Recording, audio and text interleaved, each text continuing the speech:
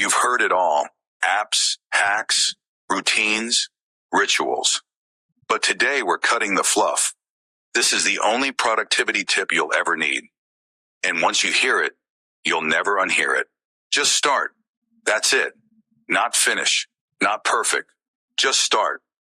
Because starting is the spark. It's the moment resistance breaks. It's the move that flips the switch from stuck to unstoppable. One word, one step, one click. That's all it takes. You don't need motivation. You need motion. Start small. Start messy. Start scared. But start. Because once you do, momentum shows up. Motivation follows. And suddenly, you're in flow. Type one word. Put on your shoes. Move one item. Don't wait for the perfect moment. Create it by starting. Forget motivation.